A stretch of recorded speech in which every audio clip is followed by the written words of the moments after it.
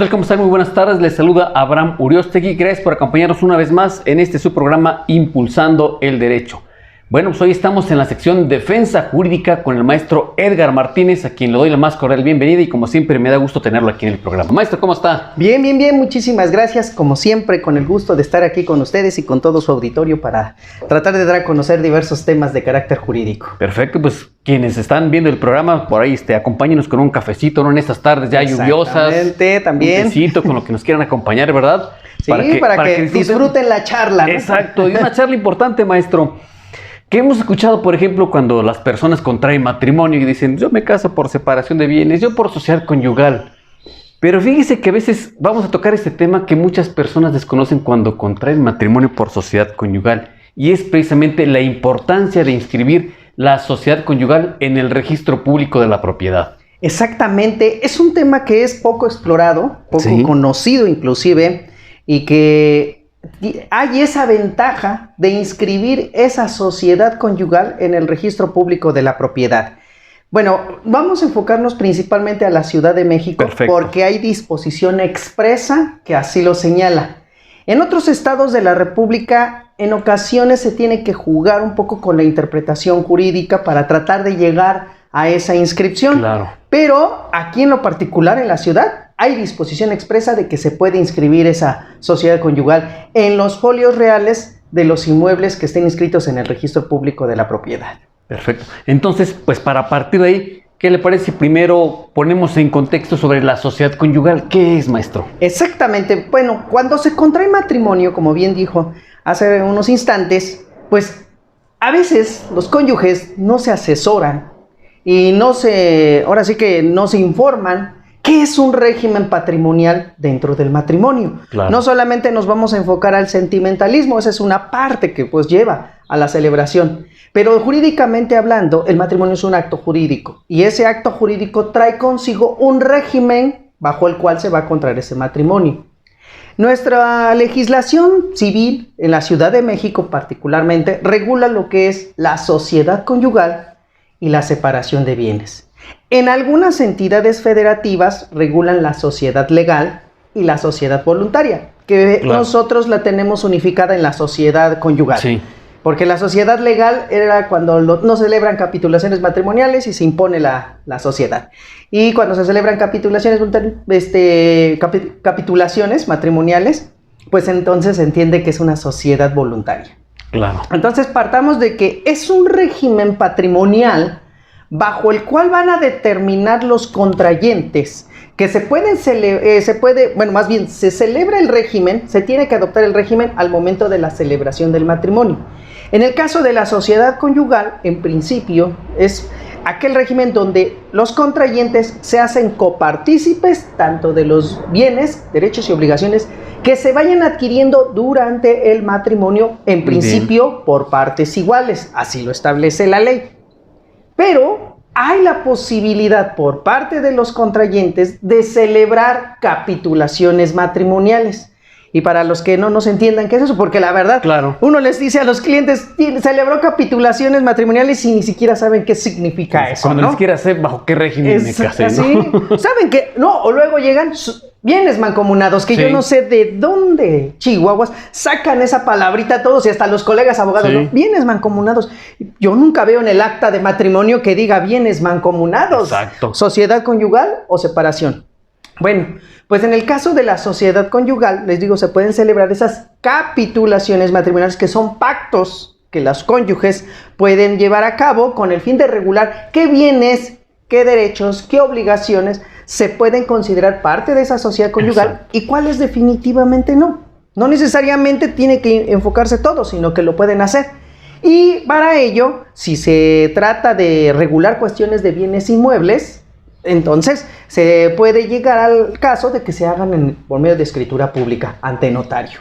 Bien. Entonces, lo pueden hacer las capitulaciones antes de la celebración del matrimonio o durante la celebración del matrimonio o después de adoptado el régimen, después de celebrado el matrimonio. O sea, lo pueden llevar en cualquier momento. Y esto es muy importante que lo tengan presente para que vayamos a lo que estamos ahorita comentando, ¿no? De los bienes que se adquieren durante la sociedad conyugal. Claro, entonces ya que se adquieren estos bienes dentro de la sociedad conyugal, ya que nos dio este contexto, entonces aquí, ¿cuál es la función? ¿Qué rol va a jugar entonces aquí este registro público de la propiedad?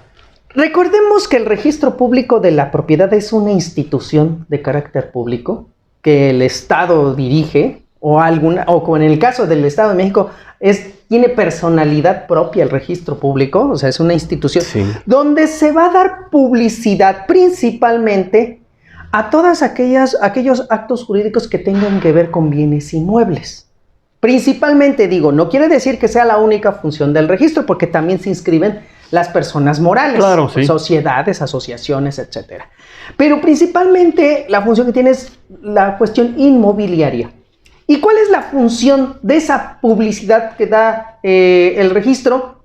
Que le da a conocer frente a todo mundo quién es el titular de un determinado bien inmueble. O también qué gravámenes puede tener ese inmueble cuando se quiera adquirir. Una hipoteca, un embargo, una anotación marginal o cualquier otra circunstancia que pudiera tener afectación el propio inmueble. Por eso la gente debería de saber que si van a adquirir un bien inmueble, sería recomendable que fueran al registro público de la propiedad y verificaran si de verdad quien les está vendiendo aparece como titular registral del mismo. Entonces, esa es la función primordial que hace el darle publicidad para que surta efectos esa titularidad registral frente a todo mundo. Por eso, si en un momento dado, vamos a suponer un ejemplo claro, los embargos. Se embarga un bien inmueble. ¿Qué es lo que ordena un juez cuando señala el embargo? Que se inscriba, o sea, anote ese embargo en el registro público de la propiedad. ¿Cuál es la finalidad? Pues que se anote, se inscriba el embargo para que aquel que llegara a adquirir ese bien, o sea, no está limitándolo en que no se pueda disponer del inmueble, solamente que en caso de que alguien quisiera adquirirlo, te aviso que hay un embargo. Claro, tenga conocimiento. Y aparte, si lo vas a adquirir con este gravamen. Así que al rato tú también te sustituyes en los derechos y obligaciones que tuvo el titular anterior, si es que lo quieres adquirir de esa manera. Por eso le digo que su principal función del registro es darle publicidad. No tiene carácter constitutivo el registro, o sea que por el hecho de que si no se anota en el registro público no surte efectos ese acto jurídico de adquisición de un inmueble. Pero cuando se inscribe, sí surte efectos frente a todo mundo y de esa manera se puede proteger el patrimonio también, principalmente el patrimonio inmobiliario. Claro. Ahora que, ya sabemos cuál es la función, entonces pasando a la sociedad conyugal, ¿cómo se va a llevar a cabo este trámite o esta inscripción de la sociedad conyugal en el registro público? En este aspecto, como ya dijimos, la sociedad conyugal va a involucrar la adquisición de todos los bienes. Principalmente vamos a hablar de bienes inmuebles, que son los que más generan inseguridad. Los bienes inmuebles, entonces, ¿qué se adquieren? Muchas veces el cónyuge, ¿qué hace? Adquiere una propiedad, pone la escritura nada más a su nombre, por lo mucho a lo mejor le coloca hasta el estado civil, ¿no? Casado. Pero en el registro público de la propiedad nada más se inscribe al titular registral. O sea, al que aparece, vamos a suponer, Edgar Martínez Cruz adquiere un inmueble, a él es el que se le inscribe. Entonces, ¿qué pasa? Que al rato, pues Edgar Martínez Cruz puede hasta llegar a vender el inmueble sin avisarle al otro cónyuge, ¿verdad? Y puede que no, vamos a suponer que se pudiera hacer así rápidamente, y entonces el que lo adquiere puede en un momento dado decir, pues yo lo adquirí de buena fe, así que este es mi inmueble. Claro, ahí puede decir porque en el registro público aparece que sí, efectivamente es Edgar Martínez. Exactamente. Entonces, por esa circunstancia, lo recomendable es para evitar que en efecto el cónyuge administrador de la sociedad conyugal, que en principio la ley señala que son ambos, pero pues ya sabemos que en la práctica pues es principalmente el que adquiere el inmueble, cuando lo vende, ¿qué pasa? Que a veces no le avisa al otro cónyuge, ¿verdad? Y entonces se transmitió la propiedad a un tercero. En cambio, si se inscribe en el registro público de la propiedad esa sociedad conyugal, ¿qué va a pasar? Pues que cuando quiera vender el otro cónyuge el inmueble, no lo va a poder hacer fácilmente porque tendrá que avisar al otro cónyuge que se está pretendiendo vender, porque tiene una anotación. ¿Cuál es? Que ese inmueble pertenece a una sociedad conyugal. Y entonces, por eso, el artículo 3012 del Código Civil para la Ciudad de México dice claramente que en cada folio real de los inmuebles que se hayan adquirido, pero eso es muy importante, Sí.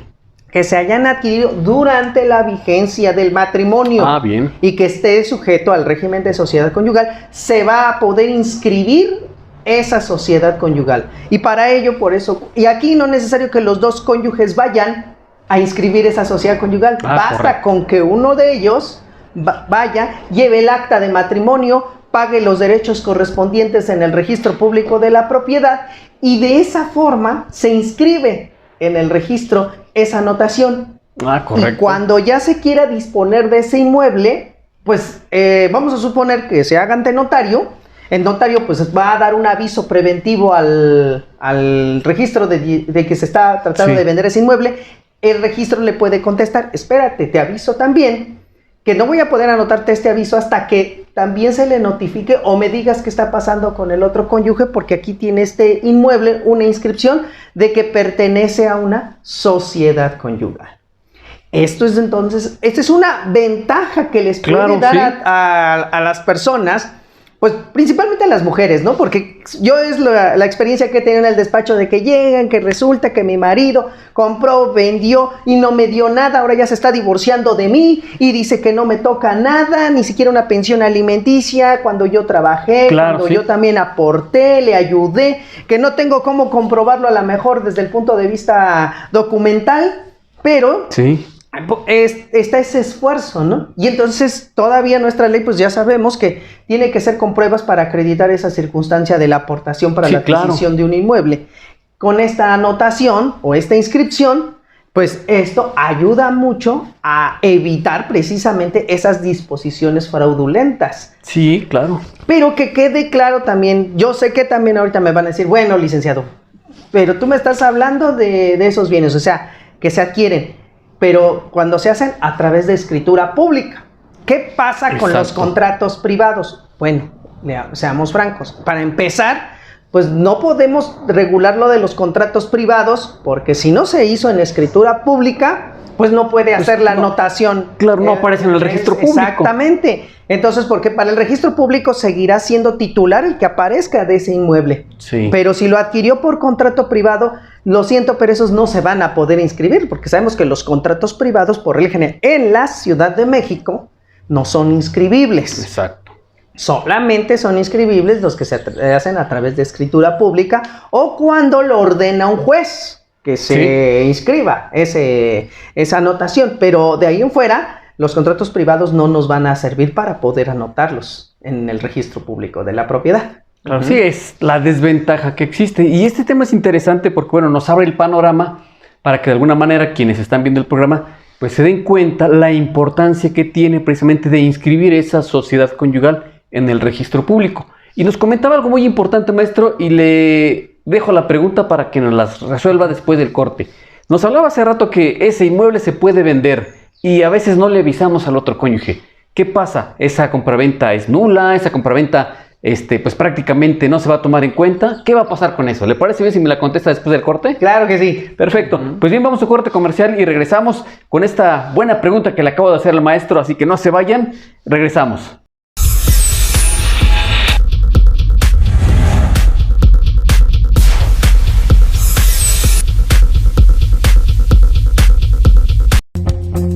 Te invitamos a ver el programa Digital con lo más sobresaliente de la tecnología, gadgets y ciencia ficción con Rocío Brauer todos los miércoles a las 18 horas. En Uvavisión, reinventamos la comunicación. Bien, pues continuamos con este programa Impulsando el Derecho. Y antes de irnos al corte, yo le preguntaba al maestro, porque hace rato hacía referencia a que en algunas ocasiones cualquiera de los cónyuges a veces tiene un bien a su nombre, pero resulta que lo vende sin hacerle del conocimiento a su otro cónyuge. Y entonces yo le preguntaba, ¿qué pasa aquí, maestro? Si esa compraventa que se realiza es nula, o de alguna manera, ¿qué se desprende de esa compraventa hecha sin haberle notificado precisamente al otro cónyuge? ¿Por qué? Porque estamos hablando que no le pidió su autorización, su consentimiento. ¿Qué pasa ahí? Muy buena pregunta, y aquí se va a generar polémica. quiero de una vez dejar claro, lo que yo voy a hablar ahorita es sobre el Código Civil para la Ciudad de México. No nos vamos a meter con las demás entidades federativas, porque el régimen de sociedad conyugal y la nulidad de los actos jurídicos están regulados a veces de un poco diferenciado en cada estado de la República. Claro. Tienen una forma diferente. Entonces, quiero primero aterrizarlo a la Ciudad de México, porque analizar las 32 legislaciones sería un poco complicado. Bueno, ¿qué nos dice el Código Civil de la Ciudad de México, no? Muchos piensan, y hasta colegas abogados, que lo primero dicen, cuando no se le pide autorización, o más bien consentimiento, porque dicen, pues es un inmueble que pertenece a la sociedad conyugal, es nulo esa compraventa. Y por tal motivo el otro cónyuge puede pedir o ejercitar una acción de nulidad. Pero vamos a hacer un análisis más concreto de esto. Primero, ¿de verdad es nulo ese contrato? Porque aquí hay que analizar dos cuestiones muy importantes. Primera, ese inmueble cuando se adquirió por uno de los cónyuges, en el momento que se señaló el estado civil, dice casado, ahí se le levanta una antenita al notario y entonces el notario dice, no, tienes que traerme a tu otro cónyuge o tráeme el acta de matrimonio para saber bajo qué régimen estás casado. Exacto, sí, porque en la escritura dice casado, pero no dice a veces el régimen. Exactamente. Okay, correcto. Si dice sociedad conyugal, entonces pues automáticamente el notario no tira la escritura y dice, tráeme al otro cónyuge para que también dé su consentimiento. Bueno, ahí todo está bien.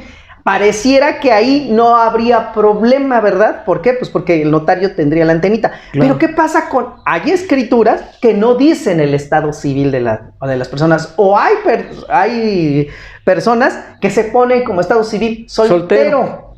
Y el notario le cree. Claro. Pues, o sea, me dice soltero, pues adelante. Y resulta que no era soltero, sino que era casado cuando adquirió el inmueble. Primero, ese es el primer punto que tenemos que analizar cuando se adquiere. Ahora, ese inmueble entra, aunque no se diga que es casado, pero entra tácitamente a la sociedad conyugal. ¿Y qué hace ese cónyuge? Ahora lo dispone, lo vende, o lo enajena. Sí. Para empezar, entonces, ¿qué podríamos decir? ¿Esa venta es lícita, es buena o no es buena? Aquí también hay que atender a otro punto muy importante, al tercero que adquiere. Porque vamos a suponer, tú adquieres un inmueble, yo te vendo un inmueble, pensando pues que yo soy el titular. Tú eres adquirente de buena fe. Así es. Entonces, ¿acaso para ti no te afectaría el hecho de que pues dijeras, bueno, pues es que yo lo adquirí bien? O sea, el licenciado, usted se sentó como soltero, la escritura decía soltero, yo pagué. Sí, claro. Para mí, yo nunca actué con mala intención, y usted sí. Pero, ¿por qué a mí me va a afectar el acto jurídico que yo no tenía conocimiento? Y por eso hablé hace rato del registro público de la propiedad.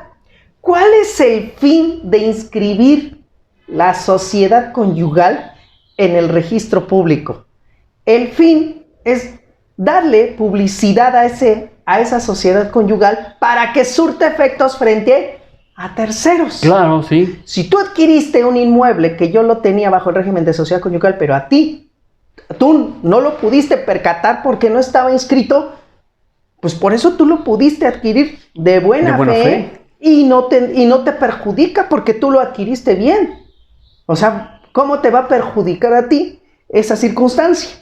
Por eso, ¿qué es lo que nos dice? El artículo 206 bis del Código Civil de la Ciudad de México nos dice que en efecto no podrá el administrador de la sociedad conyugal, que en principio, como dice la ley, primero serán los que nombren en las capitulaciones, pero pues nadie celebra capitulaciones. Exacto. Entonces dice la ley, a falta de capitulaciones, ambos cónyuges. Y en caso de que no se pusieran de acuerdo quién de los dos, entonces en un momento dado el juez va a resolver quién va a ejercer la administración. Pero pues vamos a suponer que pues ya sabemos que siempre a veces es el marido el que siempre es la administración, dispone de los bienes. Dice el artículo 206, el administrador no puede vender o enajenar sin el consentimiento del otro cónyuge. ¿Pero qué pasa? Pero este artículo 206 bis en ningún momento dice qué sucede si se hace esa no dice cuál es la consecuencia. Exacto, no dice cuál es la consecuencia. Y entonces tenemos que seguir indagando en el código y nos vamos al artículo 194 bis. del Código Civil de la Ciudad de México. ¿Y qué nos dice este artículo 194 bis? Que en caso de que uno de los cónyuges o el cónyuge administrador hubiera vendido los bienes o los hubiera dilapidado o X cosa, ¿qué es lo que va a suceder? Dice, las sanciones, este cónyuge perderá los bienes que haya enajenado, la parte que le haya correspondido de esa enajenación, y se lo otorgará al otro cónyuge. Pero no dice devolverá el inmueble, sino dice nada más perderá el bien, y segunda consecuencia, indemnizará al otro cónyuge de esa venta indebida. Y aparte dice, y pagará los daños y perjuicios. Donde dice que se declarará nula esa venta. Ahora, esta es una apreciación personal que está sujeta al debate, lógico que sabemos que en el derecho pues nada está dicho, claro, y esto se enriquece. Yo desde mi punto de vista digo, sí, en efecto, esa venta se quedará todavía vigente, pero siempre y cuando el adquirente, el tercero adquirente, lo haya hecho de buena fe. Porque si tú sabías que ese inmueble era parte también de la sociedad conyugal, hay una mala fe en su adquisición. ¿Cierto? Y entonces, al haber mala fe, hay un vicio en el consentimiento, o un vicio, sí. Y entonces podría ser objeto de nulidad, y nos vamos a las reglas generales de las nulidades. Correcto. ¿No? O sea, por eso les digo, es una apreciación personal. ¿Por qué? Porque hay una tesis, es tesis aislada, todavía no es jurisprudencia, que han emitido nuestros tribunales federales, donde dice que en efecto el acto jurídico queda vigente. O sea, no se nulifica la venta. ¿Por qué? Pues porque el propio código, haciendo esta interpretación que les estoy comentando del artículo 206 bis y del 194 bis, pues no nos infiere de que se declara la nulidad, o que se puede, o que el cónyuge, el inocente, podríamos decir, pueda tener acción para pedir la nulidad de ese acto jurídico, de esa venta.